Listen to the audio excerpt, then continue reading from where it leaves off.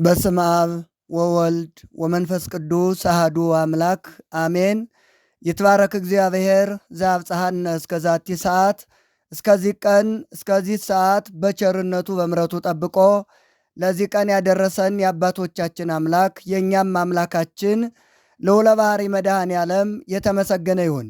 ለንስሐ የሚገባ ፍሬ አፍሩ በሚል ኃይለ ቃል እንነጋገራለን። ለእኔ የምናገርበትን አንደበት ለእናንተ ደግሞ የምትሰሙበትን ጆሮ የምታስተውሉበትን አእምሮ የድንግል ማርያም ልጅ መድኃኔ ዓለም ለሁላችንም ያድለን። ኃይለ ቃሉን የምናገኘው የማቴዎስ ወንጌል ምዕራፍ 3 ከቁጥር 8 ላይ ነው። ግበሩኬ እንከ ፍሬ ሰናየ ዘይደልወክሙ ለንስሐ፣ እንግዲህ ለንስሐ የሚገባ ፍሬ አፍሩ ይላል። ይህን ኃይለ ቃል የተናገረው መጥምቀ መለኮት ቅዱስ ዮሐንስ ነው።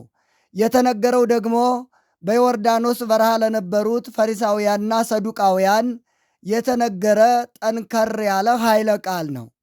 ንስሐ ማለት መለወጥ ማለት ነው። ለዚህ ነው ማር ይስሐቅ የተባለው ሊቅም ንስሐሰ እመ ሕይወት ይእቲ፣ ንስሐ ማለት የሕይወት መገኛ የሕይወት እናት ናት።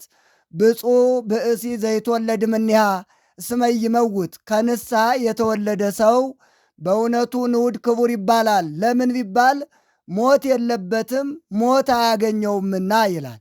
ስለዚህ ንስሐ ማለት ከአሮጌው መንገድ ወደ አዲሱ መንገድ፣ ከጨለማ ወደ ብርሃን መመለስ፣ የልብ መለወጥ ማለት ነው። ንስሐ መግባት ማለት መናዘዝ ብቻ አይደለም፣ የሕይወት መለወጥ እንጂ። ዛሬ የምናየው ንስሐ እንዴት ፍሬ እንደሚያፈራ፣ በንስሐ ሕይወት እንዴት ፍሬ እንደምናፈራ የምናይበት ነው። ስለዚህ ይህንም በሚገባ ማየት መመልከት ይገባናል። እንዲህ ላል ሲቀጥል መጥምቀ መለኮት ቅዱስ ዮሐንስ ወይ ይምሰልክሙ ዘታመስጡ በብሔለ አብ ብነ አብርሃም፣ አባታችን አብርሃም ነው በማለት ከፍርድ የምታመልጡ አይምሰላችሁ። ንስሐ ከቃል በላይ ነው። ፈሪሳውያን የአብርሃም ልጆች በመሆናቸው ብቻ እንደሚድኑ ያስቡ ነበር። እኛም ዛሬ በሃይማኖት ስም ብቻ መመላለሳችን ዋጋ ሊያሰጠን በፍጹም አይችልም። ይህንን ደጋግመን ማንበብ መመልከት ይጠበቅብናል። ክርስቲያን ስለተባልን ብቻ በስሙ ስላመን ብቻ ድነት የሚገኝ አይደለም። ለምን ቢባል ሃይማኖት ብቻውን እንደማያድን ሃይማኖት እንተ አልባቲ ምግባረ ሰናይ ምውትት ይላል። ሃይማኖት ከምግባር ጋር አብሮ ካልሆነ በስተቀር ወይም ደግሞ ሃይማኖት በምግባር የሚገለጥ ካልሆነ በስተቀር ፍሬ ማፍራት አይቻልም። ንስሐ ከንፈር መምጠጥን ሳይሆን የልብ መለወጥን የሚጠይቅ ነው። ስለ ኃጢአታችን ማዘን ብቻውን ንስሐ አይደለም።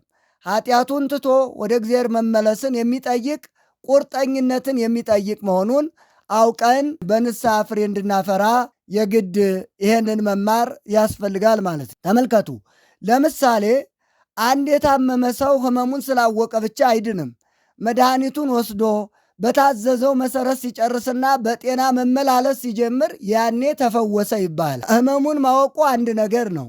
ሕመሙን አውቆ የታዘዘለትን መድኃኒት በሚገባ የሚወስድ ከሆነ ነው ጤነኛ ሊሆን የሚችለው። ያለዛ የታዘዘለትን መድኃኒት በሚገባ ካልወሰደ እንደውም ቀድሞ ከነበረው በሽታ ሌላ ተጨማሪ ሊያመጣ ይችላል። ስለዚህ ንስሐችን በሚገባ የቀደመውን በደላችን ትተን አሁን በሚገባ በአዲሱ መንገድ መሄድ አለብን ማለት ነው። የልብ መለወጥን ይጠይቃል። ለንስሐ የሚገባው ፍሬ ምንድን ነው ስንል እንደ ግል ሕይወታችን ትዕቢትን በትሕትና ምቀኝነትን በደስታ ወይም ደግሞ ለሌሎች ስኬት ደስ መሰኘት መቻል አለብን። በልብ ውስጥ ያለ ቂምን ደግሞ ይቅር በማለት ማጽዳት ይገባል። ንስሐ አፍርተናል የምንለው ትናንት ከፍ ከፍ ይል የነበረው ልቡናችንን በትሕትና ዝቅ ስናደርገው፣ ትናንት በቅናት ሲያር የነበረው ልቡናችን ዛሬ በሌሎች ሰዎች ስኬት ደስ ሲሰኝና በልባችን ያለውን ቂም በቀል ትተን በይቅርታ ስንመላለስ ያኔ ለውጥ አምጥተናል። በማኅበራዊ ሕይወታችንም ልናመጣ የሚገባው ለውጥ አለ። የቀማነው ካለ መመለስ፣ የበደልነው ካለ መካስ አለብን። ለምሳሌ እንደ ዘኬዎስ ሉቃስ ወንጌል ምዕራፍ 19 ከቁጥር 8 ጌታ ሆይ ካለኝ ሁሉ እኩሌታውን ለድሆች እሰጣለሁ፣ ማንንም በሐሰት ከስሼ እንደሆን 4 እጥፍ አድርጌ መልሳለሁ እንዳለ እውነተኛ ንስሐ ለሰዎች መራራትና የበደሉትን መካስ የቀሙትን መመለስ ወደ እግዚአብሔር በንጽህና መመለስ ይጠይቃል። በሥራ ቦታ በቤተሰብ ውስጥ ታማኝ ሆኖ መገኘትን ይጠይቃል። ማለት ትናንት በነበርንበት መንገድ የምንጓዝ ከሆነ ማዘናችን መጸጸታችን ብቻ ዋጋ ሊያሰጥ አይችልም። መመለስ ይጠበቅብናል። በመንፈሳዊ ሕይወታችን ገላትያ 5 ከቁጥር 22 ላይ እንደተገለጸው ፍሬ ማፍራት የሚገባን ነገር አለ። እሱም ፍቅር፣ ሰላም፣ ትዕግስት፣ ደስታ፣ ራስን መግዛት፣ ለሰዎች ማዘን፣ የዋህነት፣ ቅንነት። እነዚህ ነገሮች ዛሬ በእኛ ልብ ውስጥ አሉ ወይ? እነዚህ ከሌሉ ንስሐችን የእውነተኛ ንስሐ አይደለም። ያለ ፍቅር አገልግሎታችን፣ ንስሐችን ምንም ዋጋ ሊያመጣ አይችልም።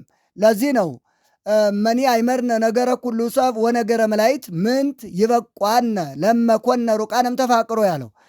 በእውነቱ ሰዎች ያወቁትን አይደለም መላእክት ያወቁትን እውቀት ብናውቅ፣ ምድራዊውን አይደለም ሰማያዊውን እውቀት ብናውቅ፣ ሌላውን ማቴሪያላችን ወይም ቁሳችን አይደለም እንጀራችን ብቻ አይደለም አካላችን ለእሳት መቃጠል አሳልፈን ብንሰጥ፣ ተራራ የሚያፈልስ እምነት ቢኖረን ፍቅር ከሌለን ከንቱ ነን። ስለዚህ ራስን መግዛት ከሌለ በሌሎቹ ላይ ከፍ ከፍ የምንል ከሆነ ንስሐችን አሁንም ትክክለኛ ፍሬ አላፈራም።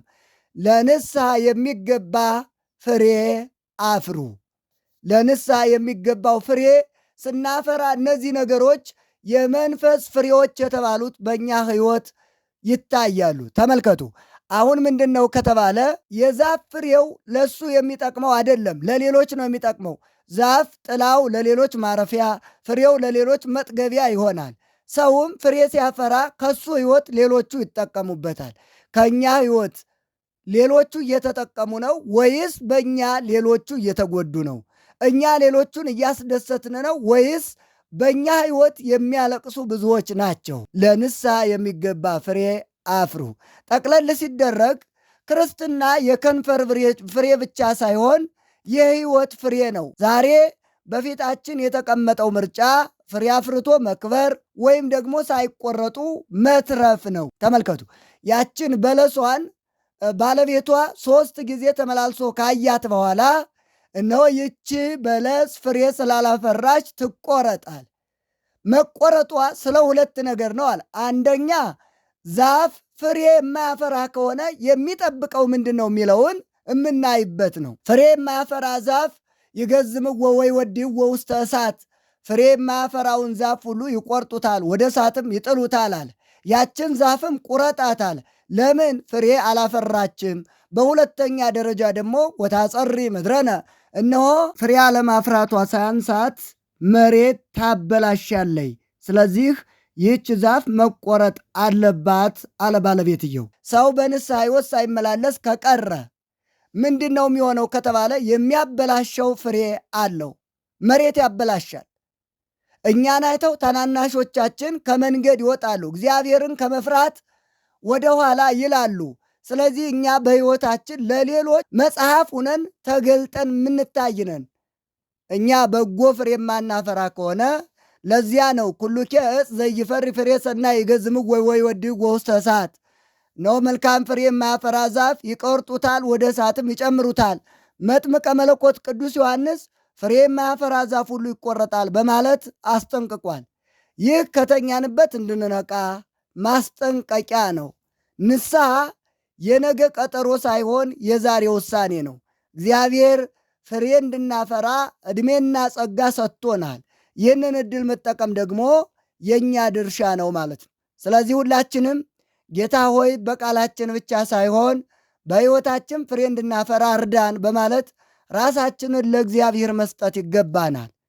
በእውነቱ በጾማችን በዚህ በጸሎታችን የንስሐ ፍሬ አፍርተን የሚገባ ፍሬ አፍርተን ለእግዚአብሔር መንግሥት እንድንበቃ የእሱ መልካም ፈቃድ ይሆንልን። ለንስሐ የሚገባ ፍሬ አፍሩ።